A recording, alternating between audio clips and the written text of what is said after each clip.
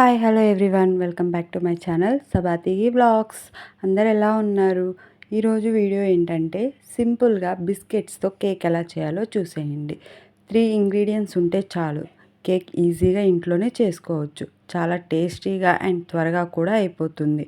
ఎవరైనా ఈజీగా చేసుకోవచ్చు. ఫస్ట్ ఎలా చేయాలో ప్రాసెస్ చూసేయండి. ఇలాంటి మరిన్ని వీడియోస్ కోసం లైక్ చేసి, షేర్ చేసి, సబ్స్క్రైబ్ చేసుకోండి. బిస్కెట్స్ని మిక్సీలో వేసుకొని పౌడర్లా మిక్సీ వేసుకోండి. షుగర్ కావాలంటే యాడ్ చేసుకోండి, లేదంటే స్కిప్ చేసేయండి. ఆ పౌడర్లో 1 కప్ మిల్క్ వరకు కొంచెం కొంచెం యాడ్ చేసుకుంటూ లమ్స్ ఏమీ లేకుండా మిక్స్ చేయాలి.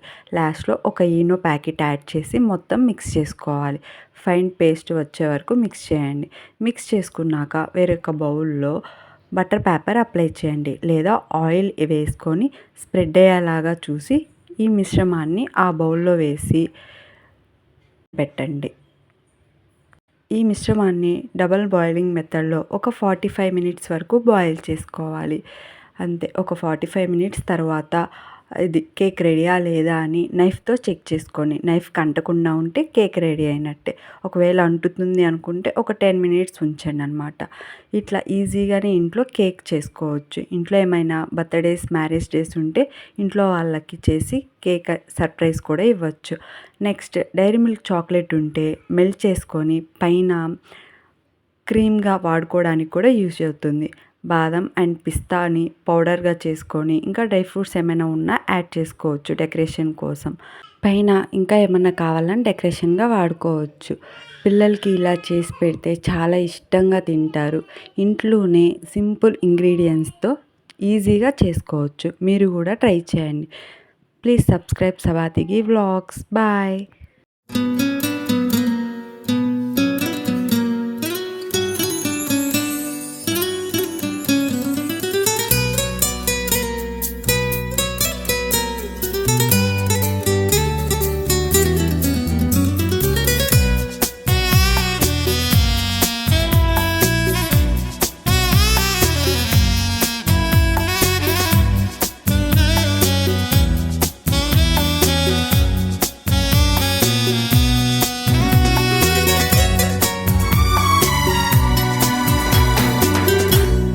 ఎదుట నిలిచింది చూడు, జలతారు వెన్నెలేమో, ఎదను తడిపింది నేడు, చినుకంటి చిన్నదేమో, మై మరచిపోయా మాయ.